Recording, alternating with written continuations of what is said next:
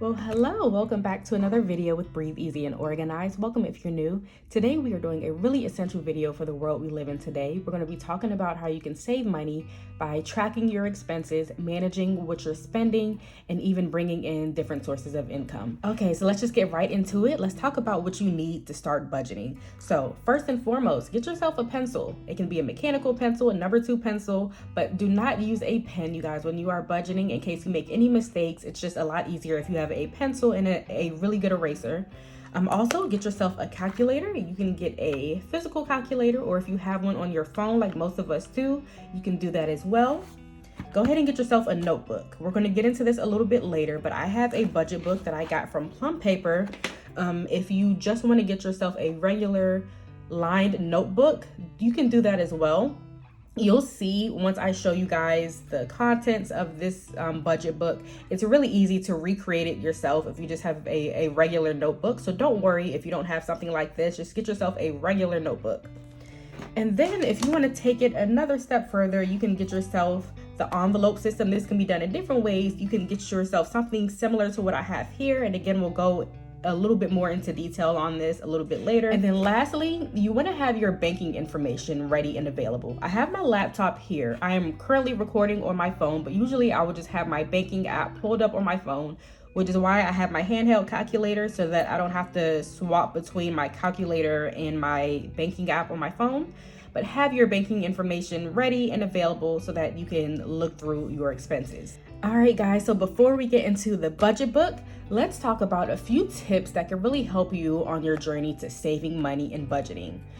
Tip number 1, you have to track your expenses at least on a weekly basis, more if you are really trying to stay on a strict budget, but you have to track your expenses by constantly laying eyes on what you are spending. There are certain apps out there, I think one is called Mint, to where they kind of track your expenses for you. They will have this little spreadsheet that tells you how much money you spent towards food, towards Amazon even, or your actual utilities and bills. I would recommend getting something like a budget book and then just simply going through your banking app. So go through all the charges and expenses. What this will do is it'll point out any expenses that were not supposed to be charged to your account. So sometimes, I don't know if you guys have ever had a credit card or anything, and there's some expenses that some random person charged to your card somehow, and it should not be there. You have to be tracking your expenses to see these different charges that should not be applied to your account. The quicker you see these charges on your account, the easier it is to get them off. So please lay eyes on your account for this reason. And also, it'll show you what you're spending your money on. Tip number 2, save money on food by planning out your meals for the week. So I started looking up different crock pot freezer meals. So these are so you pretty much just grab yourself like a large Ziploc bag. You place all the ingredients within that Ziploc bag for the meal you're making, and you can just place it right in the freezer. You can write the instructions for how to cook it and exactly what it is on the Ziploc bag, and you just place it in the freezer. When it's time to cook it, you can thaw it out the night before by putting it in your refrigerator, and then you just toss it right in the crock pot. It is so easy. Cleanup is pretty much non-existent because I also use the crock pot large gallon bags to just put right in there, so I don't even have to worry about cleanup. It's so easy, saves me so much time. So if you are looking for ways to save money by eating at home but also saving some time, look into some pre-prepared meals. Step number 3, set a budget for shopping. We just talked about grocery shopping a little bit. So even when you are shopping for groceries, you want to make sure you're setting a budget so that you're not just picking up random things that you see that kind of look good or stand out to you. So make yourself a grocery list to where you have all your meals planned out for the week or for the next few weeks, and stick to that exact budget as much as you can. Okay, staying on the shopping category, tip number 4 is to utilize coupons. These can be digital coupons, paper coupons. Do not sleep on these coupons, y'all. So a lot of people don't know that you can actually create an account on the actual grocery store website. You can put your store card information in, and it will allow you to apply additional coupons on top of the price drops that they already give you from just having the card. Apply every single one of those coupons. You can literally just log in. Usually it should be a button that says apply all coupons, or you'll have to go through them yourself and click each one. just apply them all, because you never know. Even if it's something you don't usually purchase, you never know. Go ahead and have all those coupons ready. They do expire after a few weeks to a few months. So make sure that you are constantly on a regular basis going on your store card and actually applying additional coupons to it so you can save even more money. Tip number 5, find ways to reduce some expenses by doing your own hair, your own nails. You don't have to do it all the time. If I am going out somewhere special, going on a vacation, whatever it may be, I will go to the salon and actually get my nails done. I do not remember the last time I went to a salon to get my hair done, probably before my daughter was even born, so over a year ago. I do my hair a lot myself. It was a pain in the beginning, but now I feel like I'm a pro at doing my own hair. And honestly, I feel like I'm better at doing it than most other people. So if you really need to find ways to save money, cut out certain expenses that are not necessary. Okay, another way that you can reduce expenses. So we're going to talk about this a little bit more once we get into this budget book. I will show you guys exactly how I do mine. But when you are setting up your fixed expenses, split them into 2 separate categories. You are going to have your required expenses, so things like your utilities, rent, mortgage, insurance, whatever that may be. And then you are going to have the fixed expenses that you can go without. So fixed expenses are expenses that come out on a regular cycle. It could be anything. It can be your, like I said, your required expenses, like your utilities, mortgage, rent, or it can even be expenses like Netflix, Hulu, cable, things that come out on a fixed cycle, but they are not required. So if it really came down to it, if I needed an extra $200 throughout my month, I could easily go to those expenses and go ahead and cut them off. The good thing about most of those fixed expenses that are not necessary, it's really easy to cancel the memberships and then restart them whenever you are ready. All right, y'all, now that we talked about the tips, I just want to give you a really good rule of thumb I like to go by.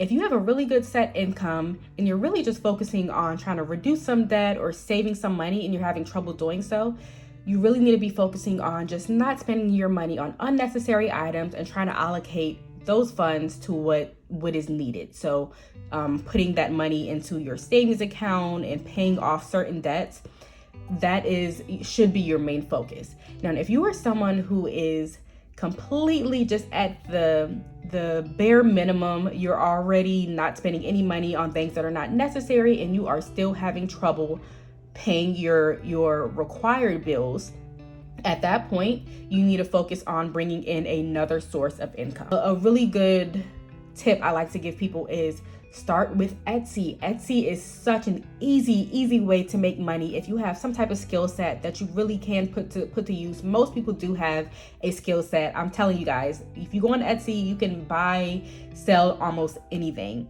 So if you want to actually spend some money and start a business by like selling planners or selling some type of cute decor item or whatever it may be, you can absolutely do that. But if you want to go in an even easier route, start with some digital products. You can do digital resume templates. You can do some party templates for like baby showers or kids parties. If you have some cute games or little templates you want to throw together, you can sell them for like $1, $2. Honestly, that is a huge source of passive income that you can be utilizing. So do not sleep on Etsy. If you are into planners, you can even create digital stickers, digital planner inserts that people can print out themselves, or even digital planners that people can put on their tablets and iPads. All right, you guys, if you have stuck around this long, thank you. Or if you just skipped right to this part, that is quite all right as well. So let's go ahead and start talking about how to budget. Now, before we talk about how to budget, I first want to talk about the 50-30-20 rule. And the reason I really love this notebook is that it really does follow that. And there's even a section on the front page where it gives you a little bit more detail on what that is. So let's talk about it. Okay, so I zoomed in a little bit better so that you guys can see what I am looking at. So the 50-30-20 rule, just to sum it up, it is essentially, and okay, let's start with these expenses are coming from your net income. This is not the income prior to your taxes coming out. This is once all the taxes and your 401k, all that has come out, what that's looking like. So that based on that income, you should have 50% of your income on the essentials. So your rent, utilities, mortgage. 30% should be going to personal. So that is personal shopping. If you have some gym memberships or eating out, that will be that 30%. 20% should go towards savings or paying off debt. All right, you guys, I want to walk you through how my budget book is laid out. Keep in mind, if you have a regular notebook, you can easily recreate these different sections within that notebook. I will try to zoom in so that you guys can get a really good view of what I'm looking at. This is pretty much the year at a glance when it comes to your cash flow. So I have this little sticky note here just as a reminder for how much me and my husband bring in on a regular basis. So it pretty much just asks you your income for the month, your expenses. So I usually start the beginning of the month by putting in the income that I know we will have for that month. And then towards the end of the month, I will go back and write in the amount of expenses. So whether we actually brought in some money or we actually lost money. I forgot to tell you guys in the beginning of my notebook, I do have this monthly bills dashboard I got from Erin Condren. If you can see, I had this in my all-in-one personal planner originally, but I thought it would be better just to put it in this one. It just made more sense.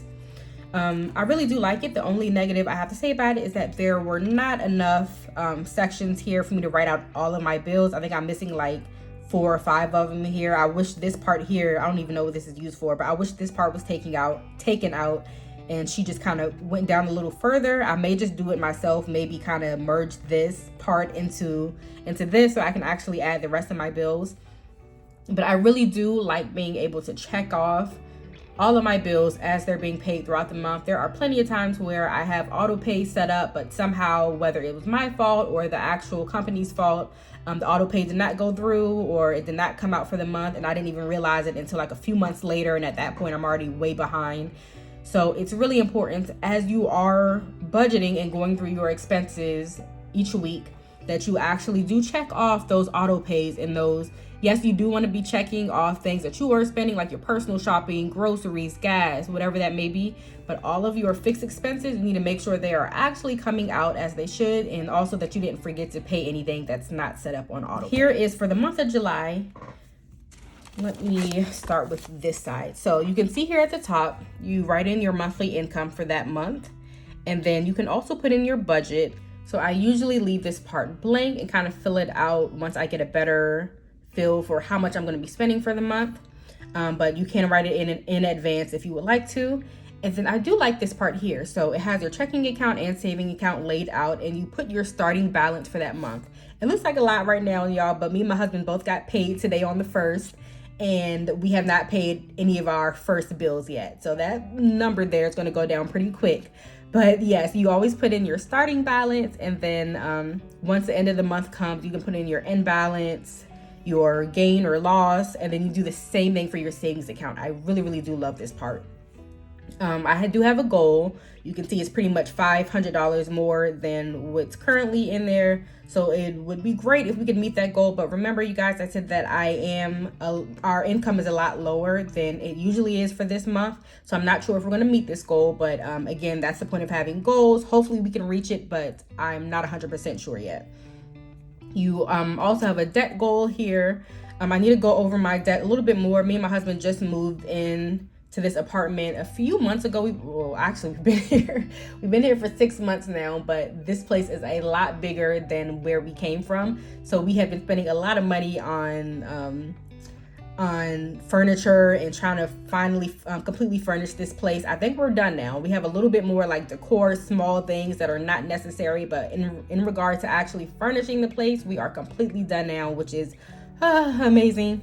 So I'm not too sure how much debt I'm going to be able to pay off this month because we finally don't have to spend any money on any more furniture. So it may be a lot more than the usual. All right, so I'm going to take this little sticky note off. This was just a reminder for myself of things I needed to adjust for this upcoming month. I finally paid off another credit card, Firestone, whoop whoop. It wasn't a lot. It definitely wasn't a lot that I had to pay off, but anything is always a celebration. So I'm happy I finally get to remove that minimum payment off. And then I also decided to remove PDF Filler and Adobe off of my account because I realized I was not using it at all on my personal computer. I do have these on my government work laptop. which is obviously needed, but on my personal laptop, I did not need it. I was wasting a lot of money on these, so I'm glad I finally got those removed. And then I also set up my utilities on auto pay. So these were just some reminders. I already applied those to my expenses here. So let's talk about this. Earlier, we talked about fixed expenses and separating them into two categories. The fixed expenses you see on this side are all my required expenses. You can see my rent, my utilities, electricity, insurance, Wi-Fi, car note, all that is listed here. These are things that have to come out, even my credit card payments. Yes, essentially that's considered debt payoff, but again, it's the minimum payment is a fixed expense. So I keep that all on here, phone bill, everything. These are my required fixed expenses that have to come out or they will cause me some problems if not. And over on this side, these are also fixed expenses. They do come out on a regular basis, but they are not required. You can see I have my cloth and paper subscription box. It is absolutely, this really should be considered a want type expense. But again, since it is fixed, I do keep it all here in the same section.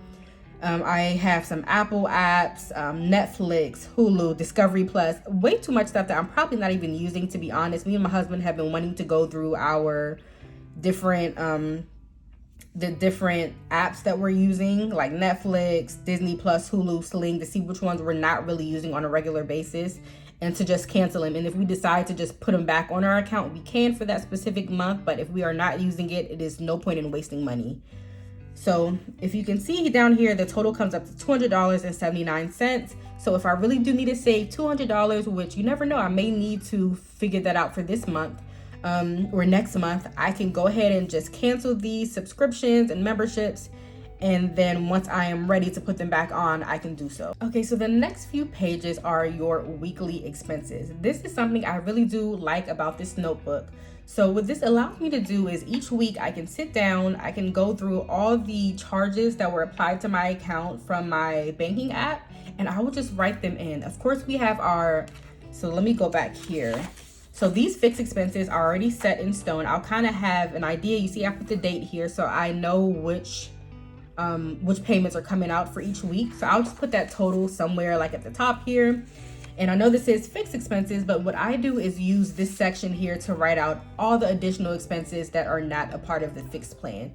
So that could be groceries. I know groceries should be a fixed expense. The only reason I don't put it under there is because when it comes to food, I spend a different amount of money each week, especially now that groceries are really increasing. I've noticed myself spending a lot more money on eating out and just I'm really trying to do better with that. So hopefully I get to a point to where I do get a better gauge for how much I'm spending on food each month. But right now it's kind of all over the place.